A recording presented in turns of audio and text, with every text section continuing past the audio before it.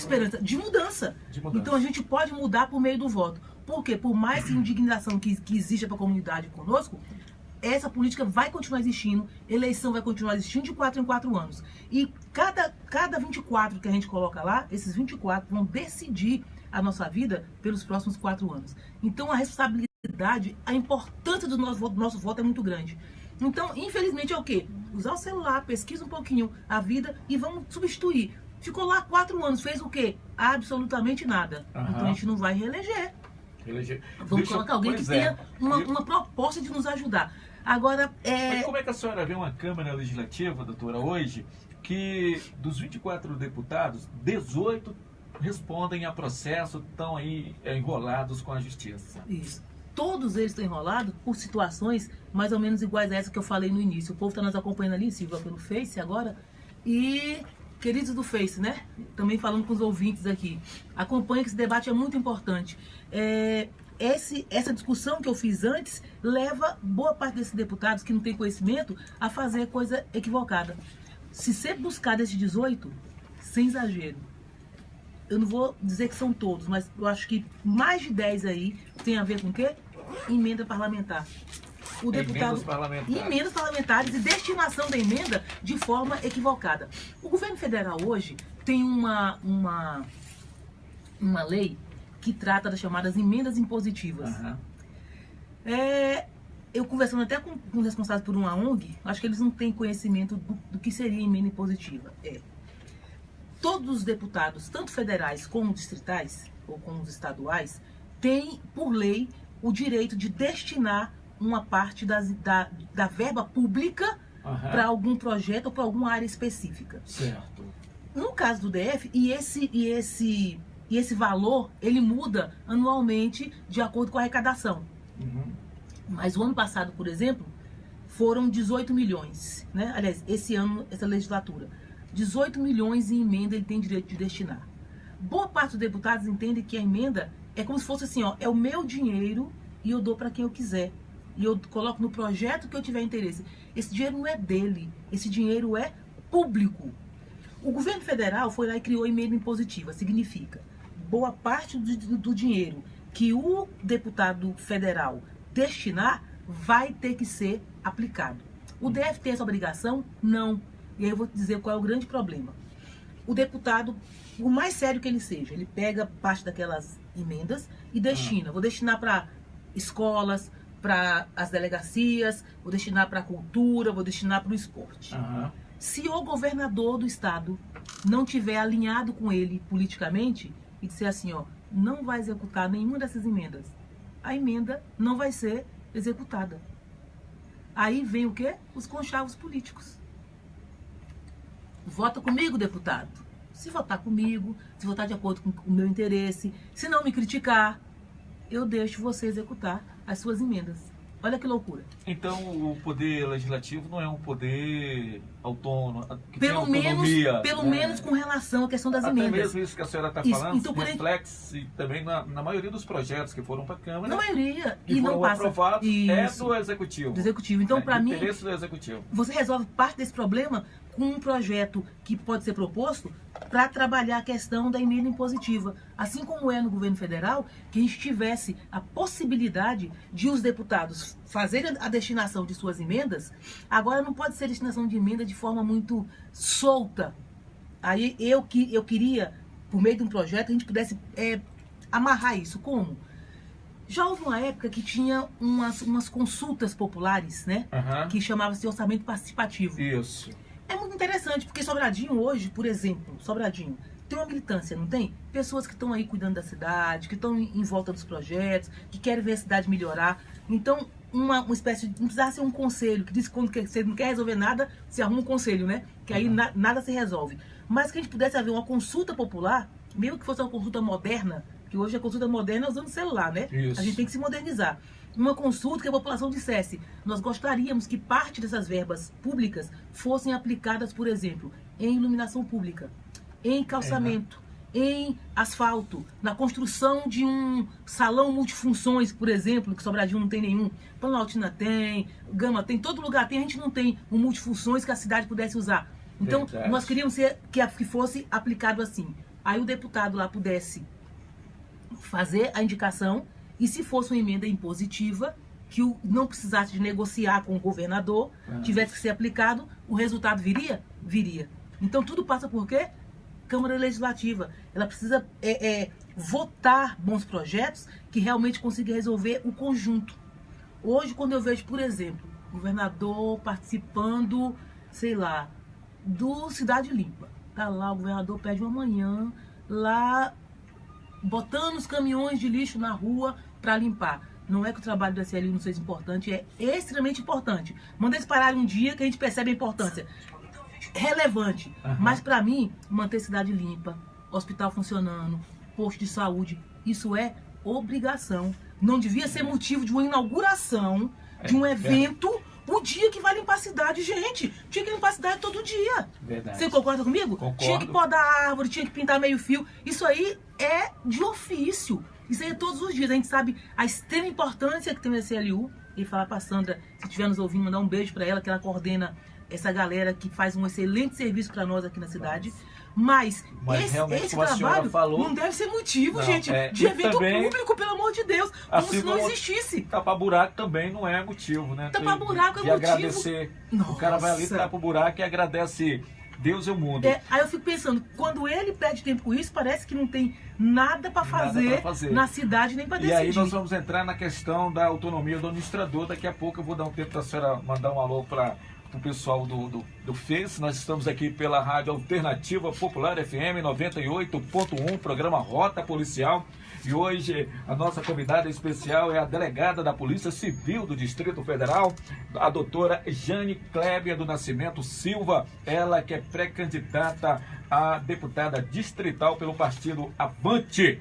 Tá bom? Nós voltaremos daqui a um minutinho, doutor. Aproveita, conversa com os seus seguidores e toma um cafezinho, uma água, que a gente volta em um minuto.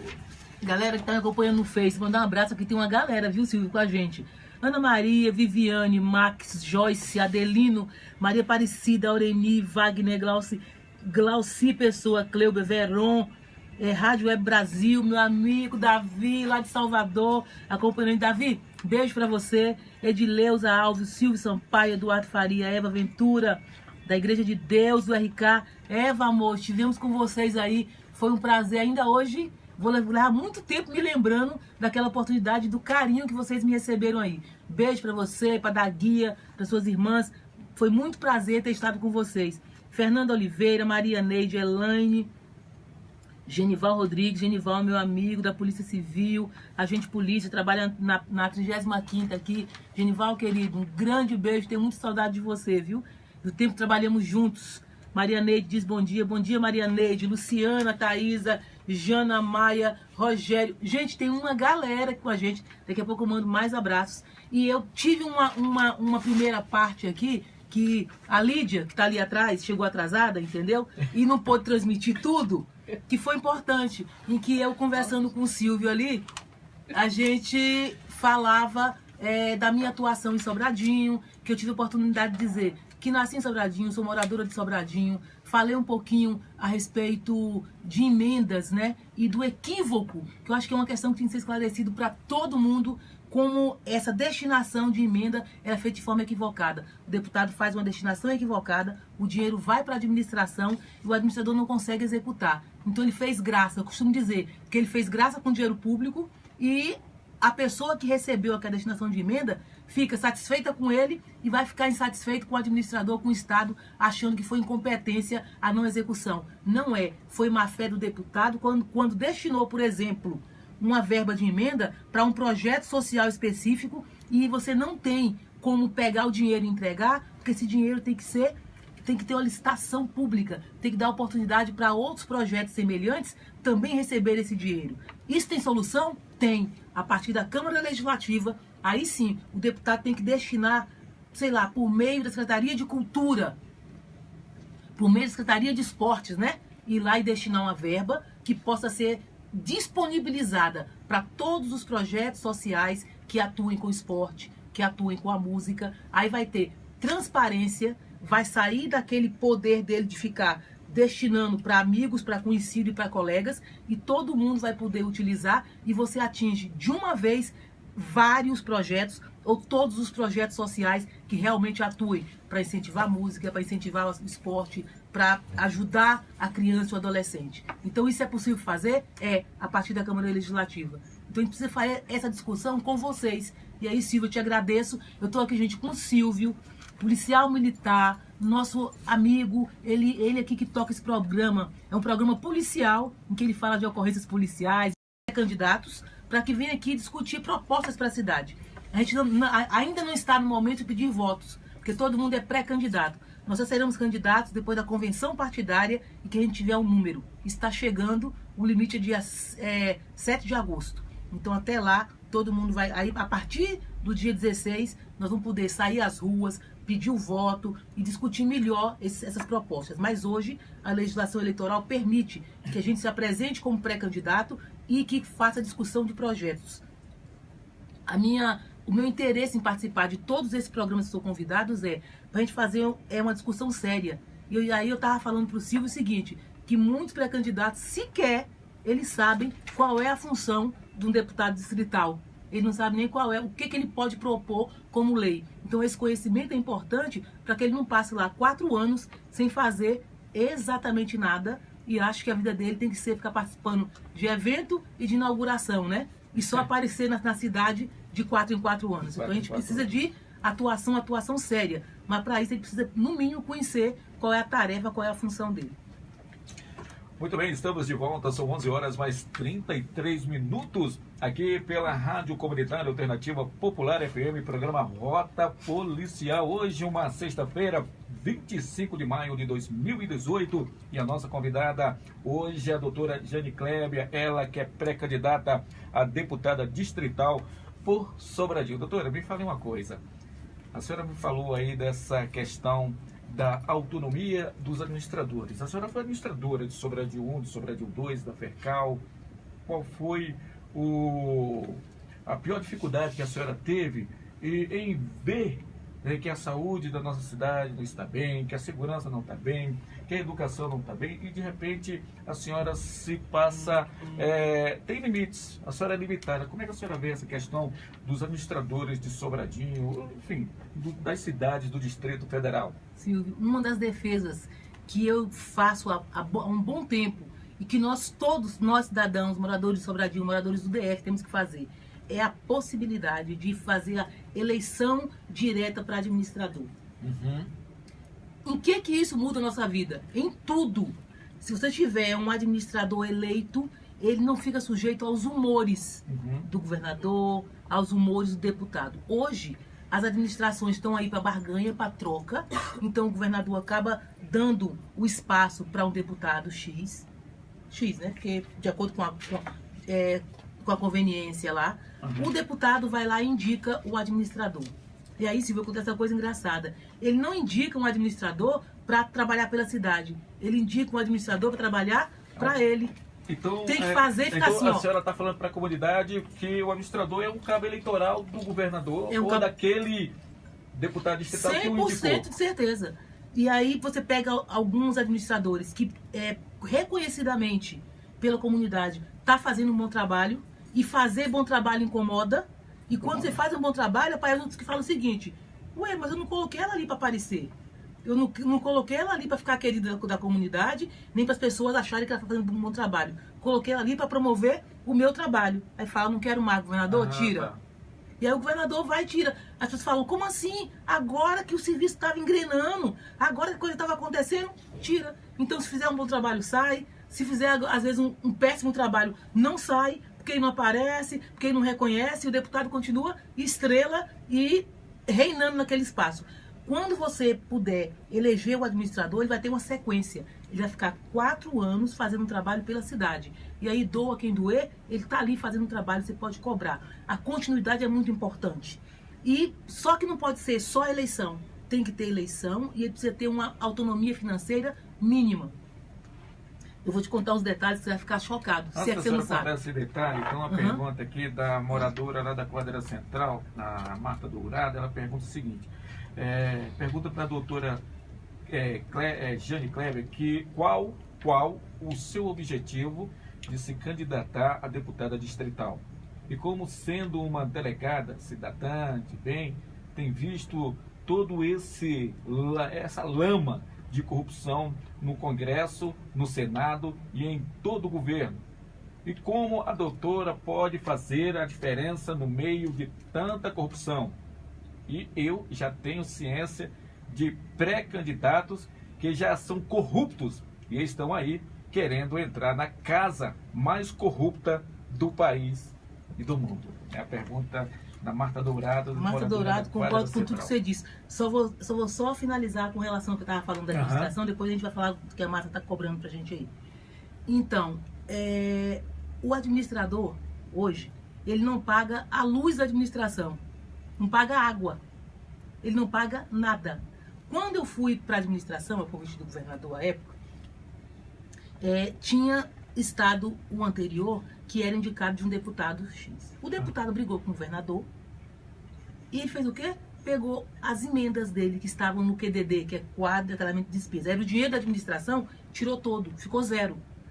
Aí eu fiquei na administração e sem recurso nenhum. Nenhum, zerado. E isso é possível, porque a emenda é dele, ele põe a hora que ele quer, põe e tira. Falou, eu não estou mais na administração, tirou o dinheiro da cidade. Olha o descompromisso com a cidade. Aí a gente tem que ficar... O povo fica sabendo, a comunidade fica sabendo disso? Não. Ou só está sabendo agora através Só está sabendo agora. Então, sempre que eu tenho oportunidade, quando eu tenho um grupo me assistindo, eu conto essas coisas, as pessoas ficam chocadas. Não, mas dá para ficar. Aí o que eu fazia? A minha função ali era, não tinha um centavo. Era assim, ó, não tinha dinheiro para pagar luz e água. A Cátia, à época, que era o financeiro, falava, doutora, pelo amor de Deus, liga para a Leani, porque vão cortar nosso telefone, vão cortar nossa água, não foi pago nossa conta ainda, não tinha dinheiro para nada. Aí eu ia para a SERB, ia para a CAESB, ia para Nova Cap. Então, tudo que eu conseguia era como? Eu botava a bolsinha debaixo do braço e ia de secretaria em secretaria para conquistar. E ainda assim, consegui fazer um trabalho, mas a autonomia era zero. Então, a gente precisa hoje do administrador eleito e que ele tenha uma verba mínima para fazer pequenos reparos, fazer uma calçada. Tem um grupo que fala, doutora, te pedi uma calçada. Você nunca fez. Nunca fez porque eu não tinha dinheiro para fazer calçada, não podia tirar do meu bolso. Doutora, entendeu? Para quem está acompanhando a gente agora, então tem um deputado A, aí o deputado A, ele escolhe um administrador. Isso. Aí o administrador vem aqui do deputado A. Isso. Aí esse deputado A brigou com o executivo. Não, aí o deputado vai lá e bota o dinheiro de emenda para a cidade. Aí esse deputado liga aqui com o executivo, o governo. Aí o governo de imediato retira o administrador. Isso. Tá? Aí coloca um outro administrador do deputado B. Tá? Só que o dinheiro que estava aqui, esse deputado A vai retirar. Tudo. Retirou o dinheiro da cidade. Ele fala, não quero mais que execute, tira tudo. Vá, tirou no outro dia. Mas pode fazer isso, doutor? Pela lei Por pode. que fazem isso? Por que não consulta o povo? Lembra o que eu te falei? Que a destinação de emendas fica a critério do deputado. Ele destina para o projeto e para onde ele quer. Se nós tivéssemos a possibilidade... É dinheiro público. Isso, é dinheiro público e que o deputado pode indicar. Quando eu falo de emenda impositiva, por exemplo, seria nesse sentido. Se ele fizesse a destinação, não podia mudar. Aí a hora que ele brigasse com o governador e que saísse, o dinheiro que ele destinou para a cidade ia continuar na cidade. Então, a importância de um projeto semelhante ao que nós temos no governo federal hoje, para trazer para o DF, por meio da Câmara Legislativa. Entendi. E aí nós teríamos a possibilidade de, ele saiu, ficou chateadinho, mas o dinheiro continua ali e vai ser aplicado porque já havia sido destinado. Entendeu? Então, eu estou aqui abrindo as entranhas para você entender como é que funciona. Aqui, doutor, ele não pode mandar dinheiro para a cidade? Pode. Agora me diz.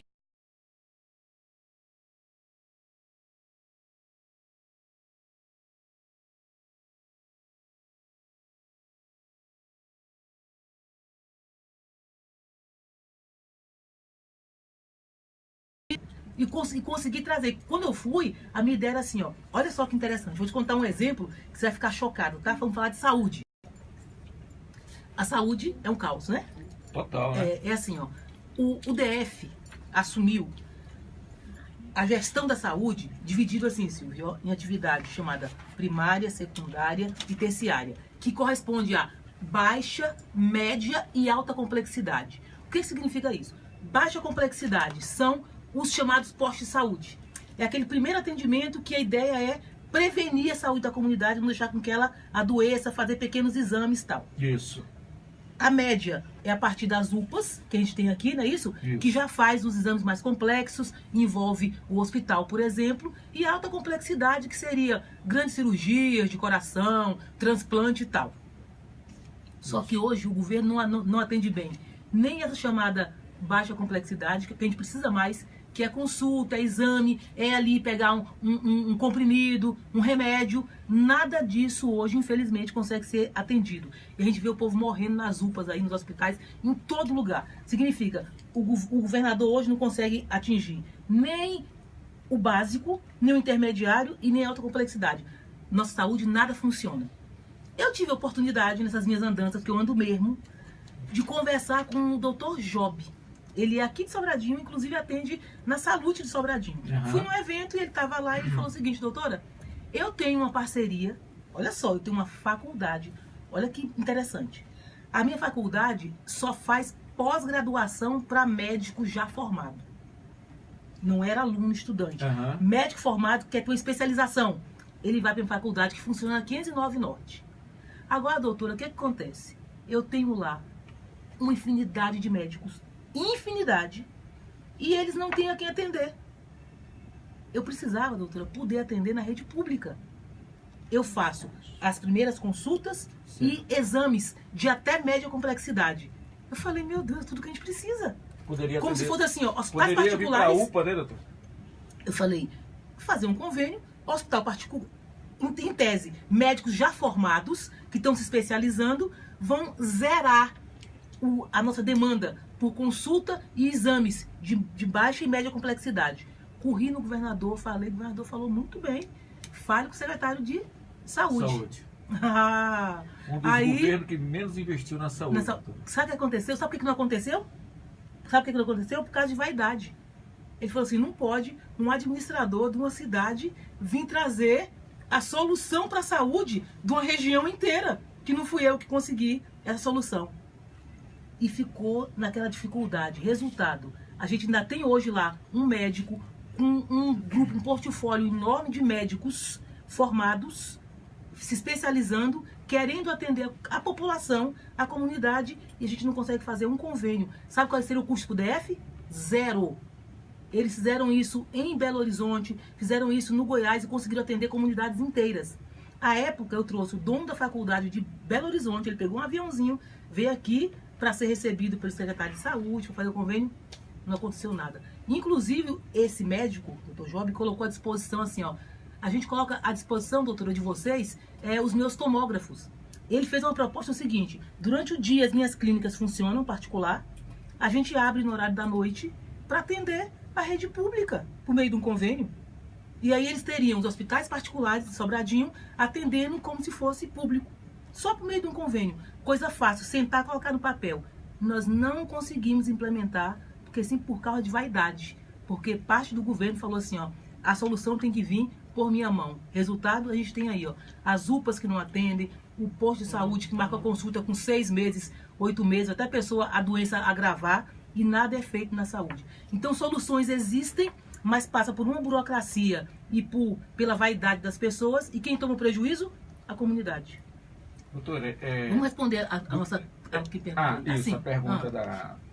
Se você comentar, comente, depois a gente responde. A pergunta dela, assim, como é que a senhora o que levou a senhora a ser pré-candidata? Como é que é o nome dela?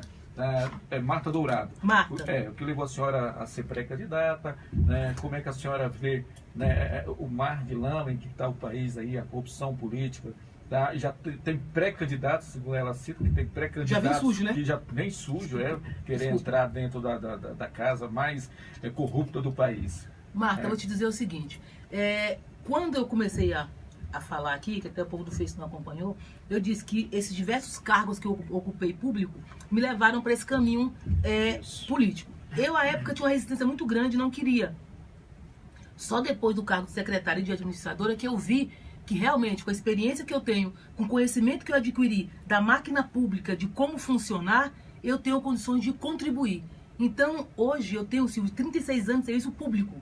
Se quisesse estar aposentada em casa, ganhando salário integral, eu estaria. Mas eu acho assim um absurdo. Apesar de já ter idade, mais do que suficiente, pode ter essa carinha aqui, mas já sou avó de 2 netinhos de 4 anos. Então, isso significa que eu tenho idade, não vou dizer quantos não. Mas já tem tempo. Tem um tempo. 36 anos de serviço público, poderia estar aposentada, por exemplo. Claro. Mas aceito não estar. Eu quero continuar a possibilidade de colocar todo esse meu conhecimento à disposição da minha comunidade, por exemplo. Então, a devolução, esse retorno para a cidade, dizer o seguinte, eu tenho como entrar e contribuir, para mim é muito importante. Então, é a vontade mesmo de contribuir ainda mais com a comunidade que me criou, que me gerou, que me deu oportunidades. Então, primeiro isso, é a vontade de realmente, simplesmente contribuir. Porque eu conheço a máquina pública e sei como fazer. Agora, a pergunta é séria. Como entrar nesse mundo de maior corrupção? É que ela está... dentro dessa pergunta dela, ela está inserida a questão... A gente precisa entender o seguinte... Quando a senhora entrar, será que a senhora também não vai seguir os mesmos trâmites dos que já estão lá? Né? Eu já tive a oportunidade de ser secretária de Estado da Criança e Adolescente e fui administradora. Se me perguntar porque eu saí, se perguntar eu respondo. Porque eu não compactuava com coisa errada. Quando eu disse assim, ó, tem condutas que eu não topo, então falou assim, então você não serve para continuar nesse espaço. É isso.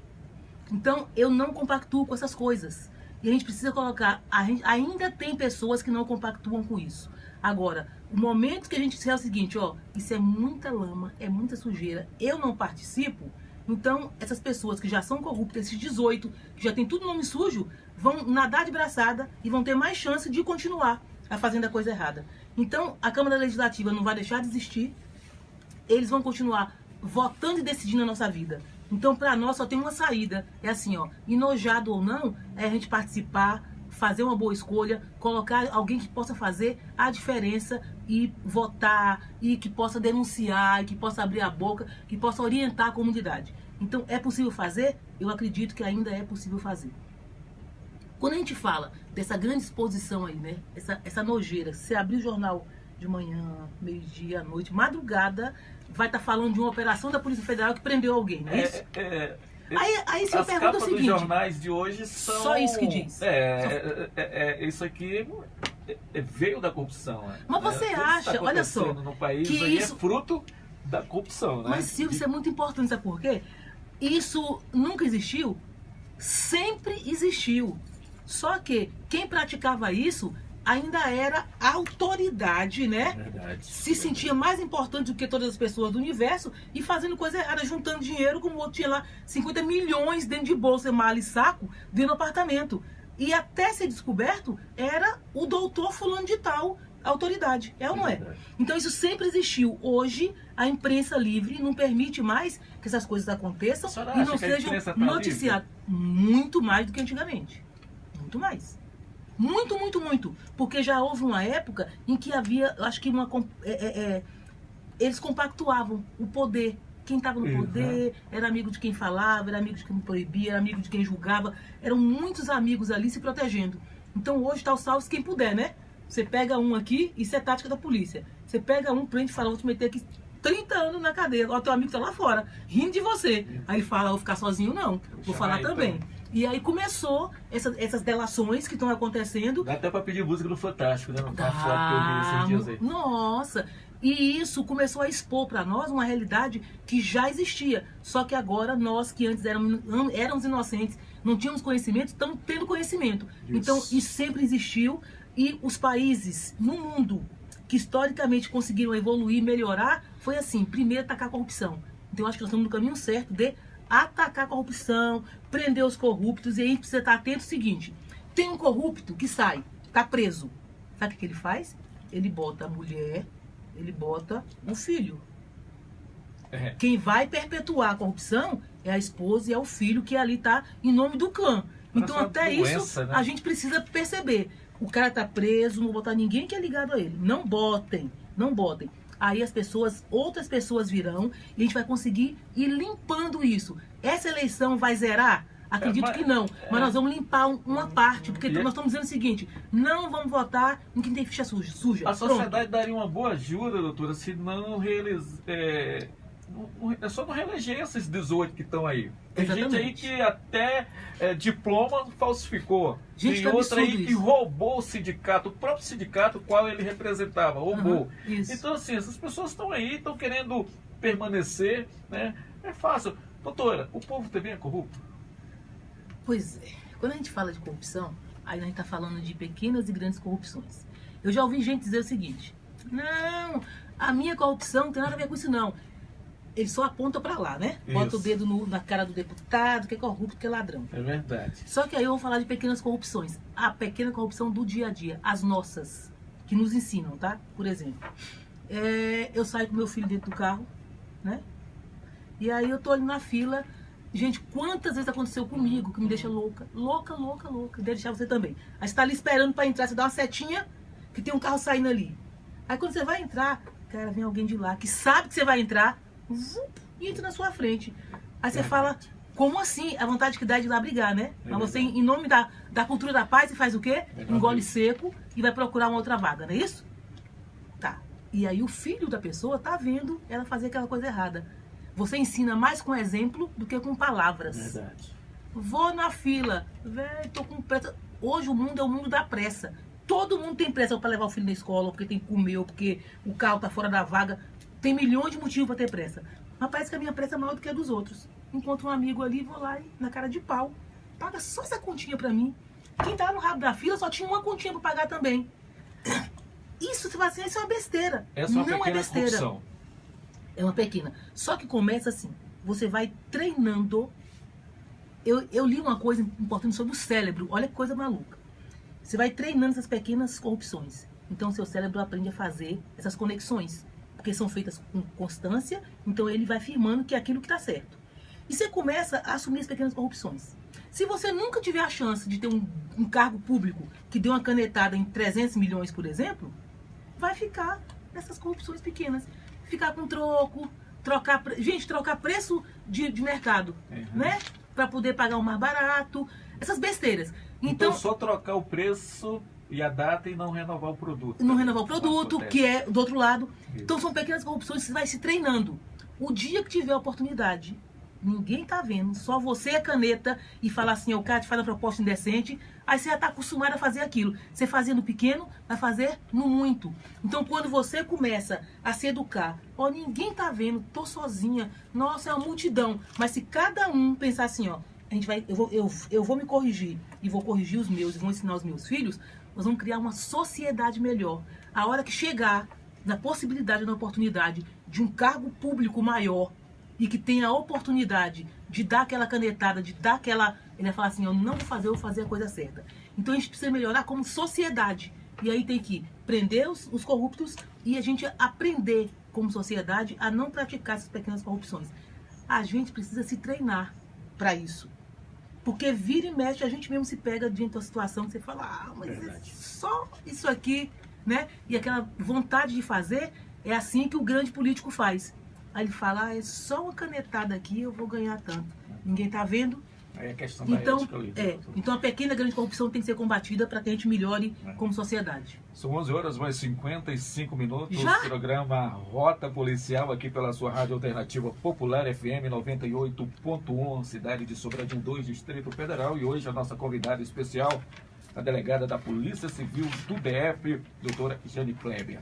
Doutora Jane, a senhora me respondeu respondeu a pergunta da ouvinte e também, quando eu perguntei a questão da corrupção, se o povo é corrupto, outro dia eu estava conversando com a senhora e ela me perguntou, Ferreira, você acredita nos políticos que estão aí? São todos corruptos? E aí eu respondi mais ou menos como a senhora colocou aqui, né? Eu falei assim, olha, deixa eu te falar uma coisa, vou fazer uma pequena analogia. Eu vou ter uma mãe de família, ela tem 3 filhos.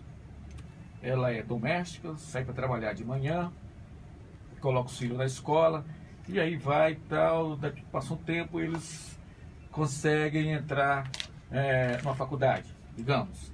Conseguiu entrar na faculdade e tal. Aí vem um político, mora ali num local humilde, vem um político e fala, nossa, ela tem 3 filhos. Eu tenho 3 filhos, estou estudando, estou batalhando. Não, leva eles lá no meu escritório amanhã, que eu vou arrumar um negócio lá para eles. Mas a senhora vai ter que fazer isso para mim, a senhora vai ter que votar em mim, seus filhos vão ter que votar em mim, a senhora vai ter que levantar essa bandeira. E aí, toda a dificuldade do mundo que essa família enfrenta, né, e de repente abre essa porta. Aí ela coloca os filhos dela, o político dá o emprego e ela começa a trabalhar. Aí eu perguntei, quem é o corrupto da história? Porque eu imagino, doutor, que eu falei para a senhora, assim, olha, o político, ele ataca o lado mais vulnerável do ser humano, que é a questão da necessidade. Quem é a mãe que não vai querer ter um filho trabalhando? Eu sou pai. Isso. Claro que eu vou querer. E aí ele pega exatamente ali. E isso, o ponto fraco da família, né? Isso quer remuneração, quer renda, quer comer. E aí isso também vem daquelas coisas dos programas sociais, com o nome de programas sociais, que na verdade não são programas sociais. São programas que pegam o cidadão naquela coisa da necessidade, né? Eu vou... Então, olha só. Como é que a senhora... Vê a situação. Eu não vou atacar e nem criticar a pessoa que aceita isso. Porque não, ali ela está pensando assim, no imediatismo, quem é o corrupto? Na fome. Para mim, o corrupto é o político. E eu vou te dizer o seguinte. Para mim... Quem é? Felipe. Felipe da onde? Felipe, setor de moções. Ô, Juan. Atende enquanto eu falo aqui. Anota o nome e traz aqui o nome. A pergunta é isso. Olha só. E aí eu vou dizer uma coisa. Se nós, todos que vamos participar de um processo eleitoral daqui 5 meses, né? Pensássemos no seguinte. Aquele político que passa ali uma vez a cada 4 anos, certo, te promete mundos e fundos e que depois não cumpre, que a gente sabe por quê. Gente, a população do DF, não, vou falar só de Sobradinho 2, 180 mil eleitores. Ele tem 180 mil empregos para dar? Não tem. Mas, se ele, como político, disser o seguinte, olha, eu me proponho a ir para a Câmara Legislativa, por exemplo, discutir com o governo a política do ICMS, que é uma política de Estado, né? Do Estado, distrital. Então, nós vamos discutir, por exemplo, baixar o ICMS para que diversas empresas que estão fugindo do DF possam vir. Essas empresas vindo vai gerar dezenas e dezenas e centenas de empregos.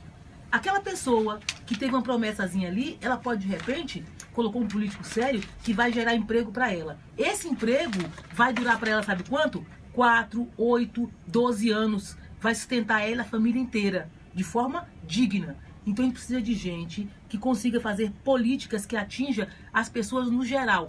Aumentar a oferta de emprego para diminuir esses desempregados que estão aí.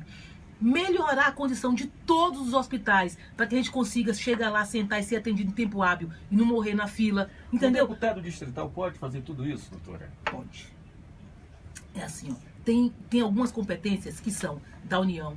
Tem competências que são concorrentes. Eu vou deixar essa pergunta para um outro programa. Então me chame, que eu vou te falar de competência da União, competência concorrente da União e do Estado e competência municipal. Então, por meio dessas competências é que a gente vai fazer legislação que interfira nesses setores. Eu pergunto porque o cidadão que está nos ouvindo agora, ele vai receber aí daqui uns dias, né, a visita de vários políticos. Com promessas desse tipo, vem que eu te dou isso, ele não pode te dar, ele não vai dar emprego para todo mundo, é praticamente impossível. Tem que falar assim, deputado, o que você vai fazer para melhorar o emprego dos meus filhos? Eu tenho um filho na idade laboral, que terminou o 2º grau e que está tudo aí sem poder trabalhar. O que você vai fazer para melhorar o atendimento na UPA, que é lá que eu vou utilizar?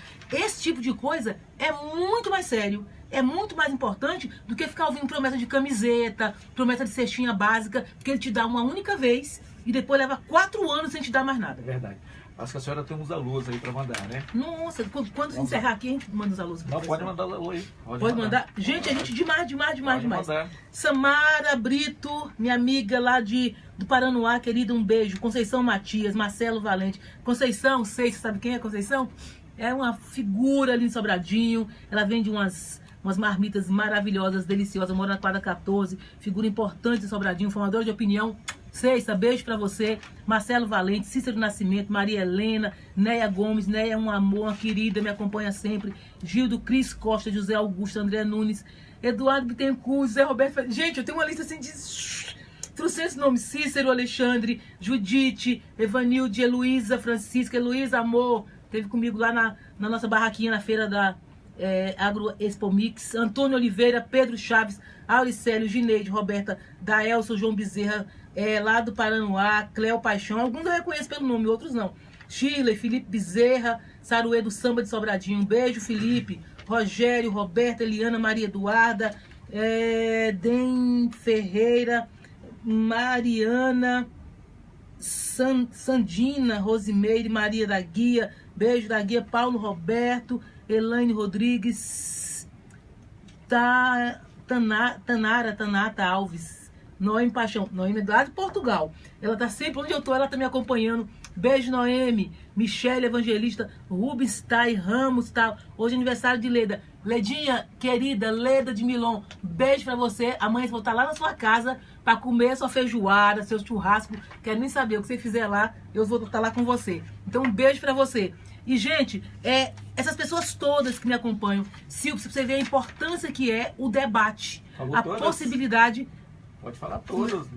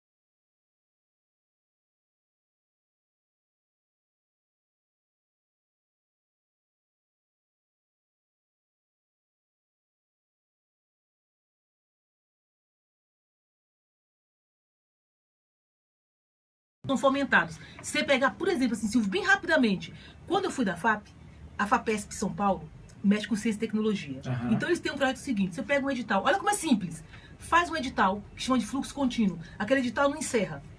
E você põe lá desses tantos milhões, você pega lá, tem 50 milhões, vou colocar aqui 30 milhões. Olha só, dinheiro do DF, tá? 30 milhões para projetos, e limita o projeto. Limitar projetos de 80 mil reais. Todos esses projetos do DF inteiro, eles chegariam lá e apresentariam um balcão que a gente chama. Tá aqui, ó. Meu projeto pode comprovar por foto, depoimento das famílias. Ah, realmente esse projeto existe há quantos anos? 15 anos que eu cuido desses meninos, tirando dinheiro do meu bolso, né? Vivendo de vaquinha. Você pega uma comissão de rifa, vai lá e olha. Tem mérito, porque o projeto existe, realmente ele atende tantas crianças. Você pega e vai colocar esse projeto com esse dinheiro, dá lá 80 mil pro seu Gilvan. Seu Gilvan, eu vou lhe fiscalizar. Claro. Mas você vai comprar uniforme, tênis para esse menino, barreira para treinar, cria todas as condições e bota ele para treinar lá naquele ginásio. Lanche, os meninos estão treinando com fome. Com isso, você atende todos os projetos sociais ao mesmo tempo, tira a meninada da rua. Esse é o tipo de política que um deputado distrital pode fazer. Ele Não se dá pra ele pergunta. sair por aí na amizade assim, ó. Ah, vou dar só pro meu amigo que faz futebol. Vou dar pra você esse dinheiro. E o pior que nem dá, né? Promete, depois o dinheiro não chega. Então não tem como ficar abençoando individualmente meus amigos. Eu tenho que fazer um projeto que consiga abençoar a cidade. Desenvolver a política da infância e juventude. Esse dinheiro que tá lá, podia fazer o quê? Vaga de creche. Verdade. Não tem as creches que o governo consegue construir? Poderia fazer convênios com essas mães crecheiras que já existem. Você vai lá ver a condição e fomenta, injeta dinheiro desse fundo que é para a proteção da criança e adolescente para criar esse tanto de vaga que está faltando. Hoje eram 21 mil, hoje são 12 mil vagas que são necessárias. Criava por meio de convênio usando dinheiro da Secretaria da Criança. Resolvi o problema de creche. Quando eu estive no governo, eu tentei dizer isso, ninguém me escutou. Você acredita nisso? E aí nós vamos, daqui a pouco a gente tem que encerrar, doutora, mas eu vou fazer Infelizmente. rapidinho aqui um ping-pong com a senhora. Faça. Violência doméstica, violência contra a mulher. Violência contra a mulher é uma doença que está na nossa sociedade. Nós estamos em 2018, a gente Já imagina foram assim, 8 ó. feminicídios registrados em 2018. Em 2018, você fica pensando assim, ah, todo mundo hoje é moderno, faz o que quer, a mulher está onde ela quer, ocupa o espaço que quiser. Não, nós temos mulheres que estão aprisionadas dentro do lar. A média que as mulheres levam para fazer a primeira denúncia, Silvio, absurdamente, são 8 anos. 8 anos para fazer a primeira denúncia. E boa parte dessa, de cada 10, 8 vão desistir na frente do juiz. A mulher que faz isso, vou usar um termo chulo, mas é o que a gente ouve por aí. Ah, porque ela é sem vergonha, né? Mulher não é sem vergonha. Ah, porque ela gosta de apanhar. Mulher não gosta de apanhar. Ela é vítima, precisa de apoio. Boa parte das mulheres não acham apoio na família. Então a família precisa efetivamente dar apoio para ela, porque quando ela faz um registro de ocorrência, por exemplo, ela tem as chamadas medidas protetivas, que o juiz vai dar uma ordem judicial para ela, em que diz proibido o seu companheiro de se aproximar, de falar no telefone, de ver os filhos, tá. Só que isso leva 2 dias para o delegado encaminhar para a justiça e o juiz tem mais 2 dias para devolver isso.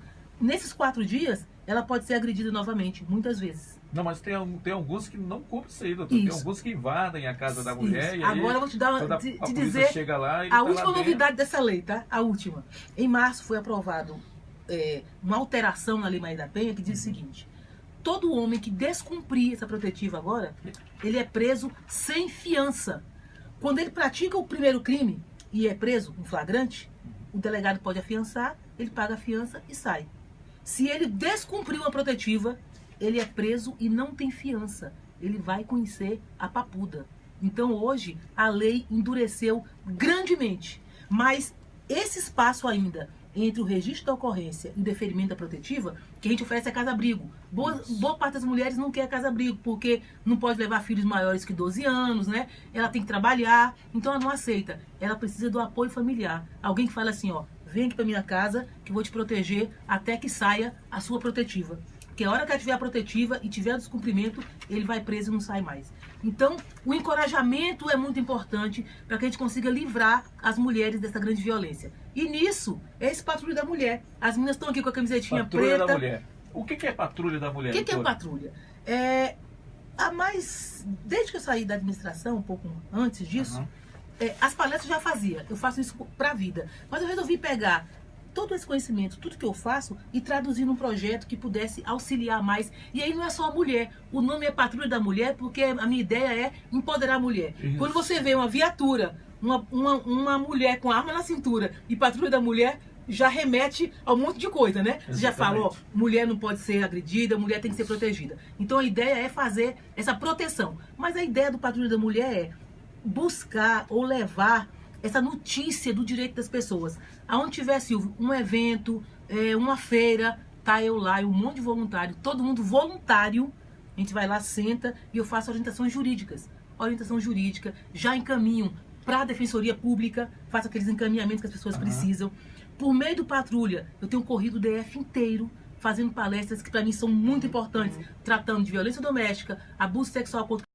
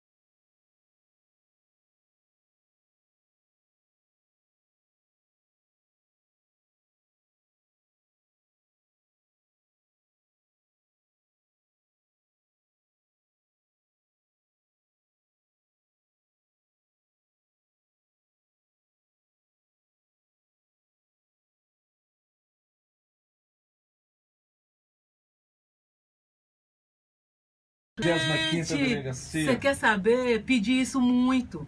Mas assim, essa coisa das pessoas usarem o político, a má política, tá? A política destrutiva é muito grande. Quando eu fiz esse pedido, quando eu deixei de ser administradora, o governador me perguntou: você quer ir pra onde? Eu falei: eu quero ser delegada em Sobradinho, ou em Sobradinho 2, ou no Paranoá, ou em Planaltina. Porque é a área onde eu já trabalhei, onde eu já atuei, e eu tenho como contribuir socialmente com as pessoas. E aí, os políticos da região se mobilizaram para dizer o seguinte: não, governador, ela não pode ser delegada nessa área, porque ela vai fazer um trabalho muito bom todo mundo. e vai me ofuscar e vai me diminuir. Então, acabei sendo prejudicada, a comunidade foi prejudicada e eu tô lá no Lago Norte. Faço meu trabalho com muito prazer, com muito carinho, o grupo lá é muito bom, mas eu tenho certeza que eu podia contribuir muito mais. Quando eu tive lá em Planaltina, por exemplo, eu criei um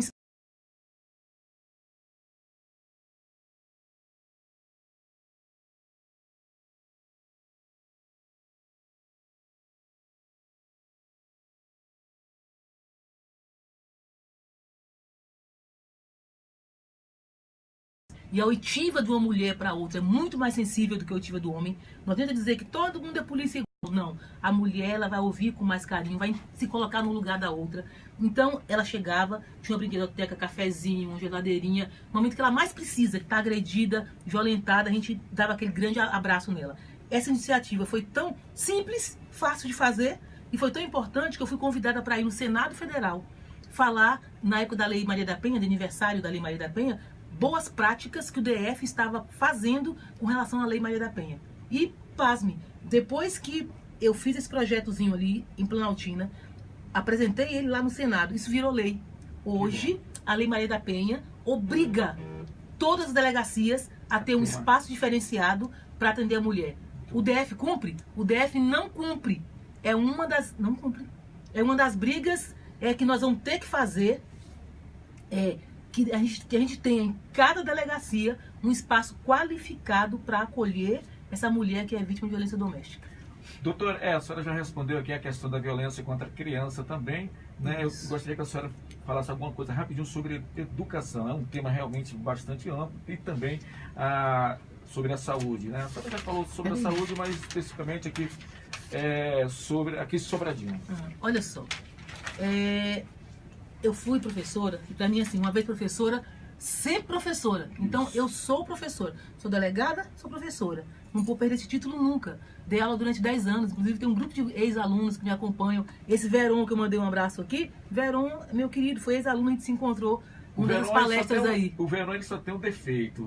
Ele torce pro Fluminense, né? Mas eu conheço ele. Conhece? Grande pessoa. Ele postou lá a foto com a senhora lá no Face dele. Isso. É meu amigo. Foi meu ex-aluno, querido. A gente se família. encontrou numa palestra da vida dessas aí. Foi muito bom reencontrá-lo. Então, como eu sou professora, eu conheço bem essas demandas da educação. Nós temos uma escola pública de excelente qualidade, professores extremamente dedicados, mas que com certeza o investimento do governo na educação pública está deixando a desejar. Hoje as escolas estão vivendo de quê? Rifa, ajuda dos pais. É assim que a escola consegue dinheiro. Nós já temos instituído o chamado PEDAF. PEDAF é uma verba que eu defendo, inclusive, para o administrador.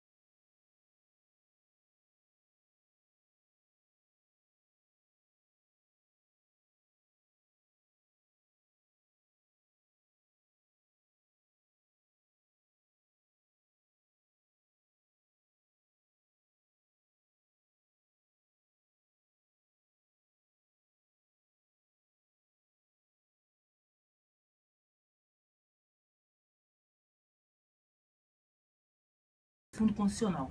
O Fundo Constitucional hoje tem provado e comprovado por nossos sindicatos, tem dinheiro suficiente para equipar as polícias com armamento, com boas viaturas, com instalações e melhorar os nossos salários. Isso. E isso não é feito porque o governo do DF assumiu pegar esse dinheiro e usar para outra finalidade.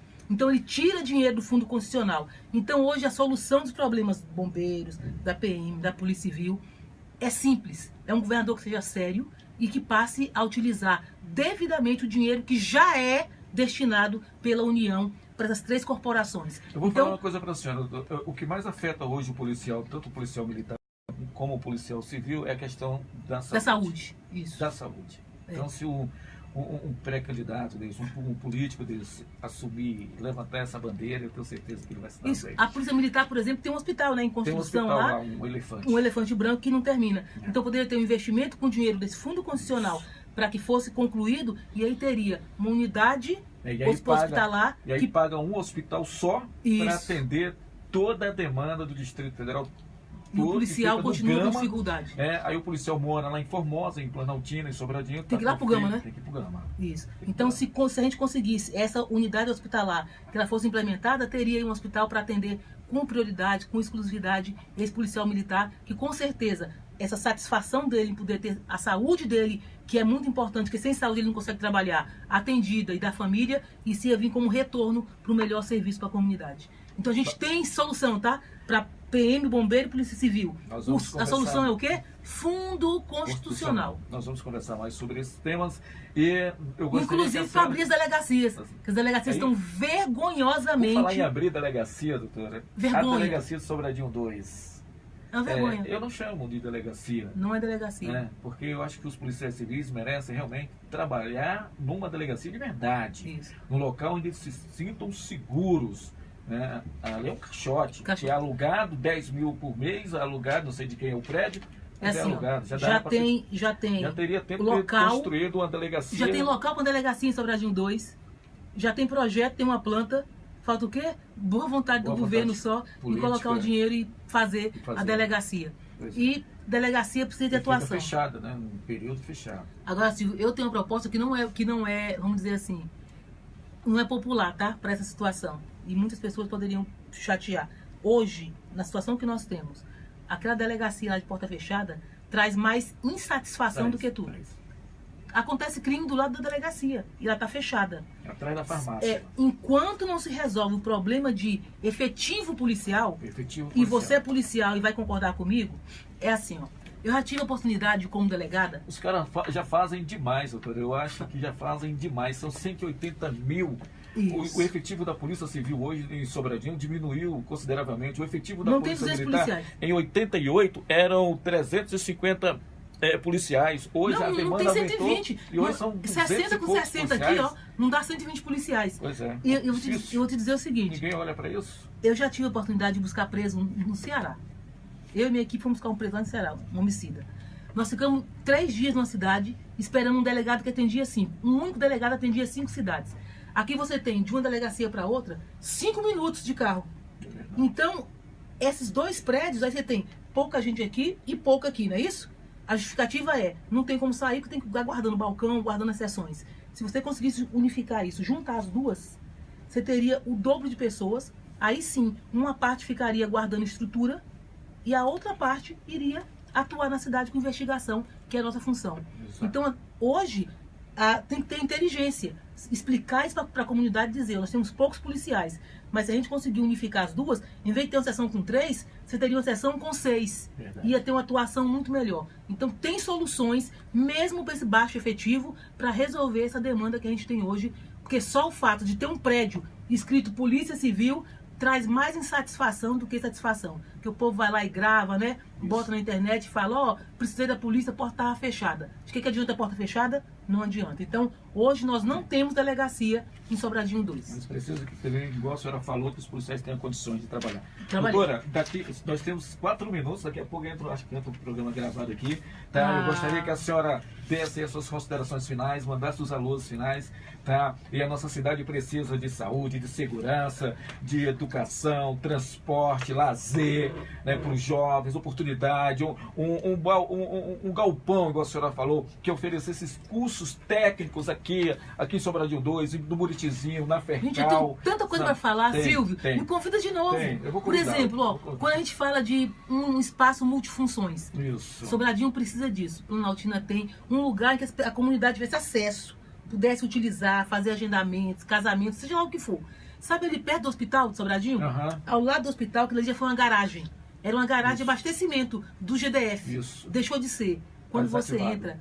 Aquilo ali é da administração, Silvio. Foi desativado. Um espaço gigantesco. Isso. Ali daria um maravilhoso, um excelente salão multifunções que podia ser construído para a cidade inteira utilizar. E aqui em Sobradinho 2 nós temos o Buritizinho, que não tem nada. Nada. Deveria ter alguma coisa. Nem o PEC tem lá, eu acho. Para mim a gente precisa trabalhar com a questão do orçamento impositivo. Olha que para mim essas emendas, uma parte delas tem que ser impositiva. Mas sabe quem tem que dizer o que fazer? É a comunidade. Início da legislatura, a comunidade se reúne e fala, a gente quer que aplique nisso. O deputado vai lá e faz a destinação para aquilo. E o governo é obrigado a fazer. Porque se não faz a destinação e o governo não executa, acaba dando no mesmo. Como é que a gente resolve isso? Lei. Então, lei, Câmara Legislativa. E colocando as pessoas certas. Vamos colocar as pessoas certas. Gente que... Isso. Que não deram certo. Doutora? Político, ficha suja. É assim, não vamos eleger. Se o cara é ficha suja quer botar um parente no lugar, não vamos permitir também não. A gente tem que estar atento. Vamos colocar gente nova. Renovar por renovar? Não. Renovar e procurar ver a história da pessoa. Sabe? Tem o mínimo de condições ali de estar naquele espaço fazendo a defesa dos nossos interesses. E aí é política para nossa cidade, realmente a cidade está precisando, como o povo fala, está abandonado, está largado. Mas por quê? A gente elege deputados que aparecem aqui só de 4 em 4 anos, né? Agora vem na cara de pau, depois de 4 anos de não ter feito nadinha, aí ele volta pedindo voto para renovar mais 4 anos. Então é hora da gente dizer não. Com a cara de pau e com a como é que chama essas emendas a tiracolo, né? A tiracolo, isso, oferece emenda que depois ele não vai dar, né? Porque ele não age de forma séria com elas. E vamos mandar um abracinho pro povo que tá aí, o Wilson Oliveira, Maria do Céu, professora, amiga, querida. Beijo, Maria do Céu. Milton Campos, Maltilionei Alves, Theo Barreira, Cláudia Tomás, Edson Nascimento, Cleiton Sintra, Cláudio Pereira, Edmilson Teixeira, Caroline Correia, Ledjane Lima, Zé Roberto, Alexandre, Cícero, Pedro, Auricélio. Gente, uma galera acompanhando a gente. Já pedi pro Silvio, peçam para ele também. Silvio, nosso policial militar, que tem esse programa maravilhoso aqui na Alternativa FM, Alternativa Popular FM, para que a gente possa voltar aqui para discutir outras propostas, que eu tenho propostas para a cidade. Hoje estou aqui na condição de pré-candidata. Se Deus quiser, essa pré-candidatura vai se efetivar na candidatura depois da convenção partidária. A gente vai brigar aí para ter o carinho de vocês e o apoio da sociedade de Sobradinho para realmente a gente fazer uma política que contemple a comunidade, porque esses interesses eu conheço, moradora de Sobradinho, 36 anos de serviço público, já atuei em diversos setores, saúde, educação, segurança pública, onde atuo até hoje, já fui administradora, então realmente eu tenho condições de ajudar a conduzir os projetos de interesse da cidade e do DF. E Silvio, te agradeço muito a oportunidade de ter me trazido, ter me convidado, me deixou muito feliz poder fazer esse tipo de discussão com as pessoas. E você vê que o povo está interessado, tá vendo? Tá interessado. Muita gente. Obrigado pela audiência também. Isso, assistindo e querendo participar. E a gente vai continuar com esse programa. Muita gente vai assistir, porque ali quando finaliza assim, ó, 500, 600 visualizações. No final do dia tem 1.000, no outro dia dá 2.000, 3.000. As minhas postagens, graças a Deus, estão chegando aí a 14.000, 10.000, 8. É mais gente que está acompanhando, que está vendo que o trabalho é sério e que está se juntando para ajudar. Então a gente está aqui difundindo, além da política do bem, é a cultura da paz, viu, Silvia? É isso que a gente tem que difundir, porque a cidade está muito violenta, né? As pessoas estão violentas, as famílias estão desestruturadas. Então a gente tem muita coisa para conversar ainda e eu quero essa oportunidade de voltar. Com certeza. Muito bom. Para você da internet, do Face, nosso muito obrigado da live aí da doutora Jane Kleber, nosso muito obrigado. Obrigado você do aplicativo aí, do celular, obrigado você do radinho aí. Os nossos ouvintes, né? Tem que mandar um abraço para vocês, muito obrigado pela paciência, por nos ouvirem. E assim, querendo ou não, você está fazendo o quê? Você está participando da política, você já está discutindo política, né? Quando houve um programa desse, 1 hora a gente falando de questões que envolvem a cidade. Mas a cidade foi 1h30 de bate-papo. Nossa! Tá? E com isso a gente espera e deseja que os ouvintes, a comunidade, realmente lá no finalzinho da curva possa fazer a melhor escolha, conhecendo realmente quem faz a diferença na nossa cidade, quem pode fazer a diferença na nossa cidade. E esse é o trabalho da Rádio Comunitária Alternativa Popular FM 98.1 aqui na cidade de Sobradinho 2, Distrito Federal. E para você da internet, nosso muito obrigado. Doutora, a gente só tem que agradecer e com certeza nós vamos conversar mais ainda aqui a respeito de assuntos de interesse da comunidade local, da nossa coletividade, tá bom? Assuntos como segurança, saúde, transporte, lazer, saneamento básico, enfim, tudo que engloba uma comunidade que possa levar melhoria para a vida dessa comunidade. Nós vamos bater um papo aqui com certeza outros dias aí, tá bom? O nosso muito obrigado mais uma vez, e os microfones estão abertos sempre, né, quando for para levar notícia de interesse coletivo da nossa comunidade. Nosso muito obrigado, e a Rádio Comunitária agradece, todos nós agradecemos a presença da senhora aqui, tá bom? Muito obrigada, viu, Silvio? Um abraço a todos os ouvintes. Portanto, fechamos mais uma edição do programa Rota Policial, com a apresentação do bate-papo com a delegada da Polícia Civil do Distrito Federal, Jane Kleber, ela que é pré-candidata a deputada distrital pela cidade de Sobradinho, pelo Distrito Federal, né? E aí com seus pensamentos, com as suas ideias, com os seus projetos, né? E a vontade de fazer a diferença. E esse é o trabalho da Rádio Comunitária, levar isso para você.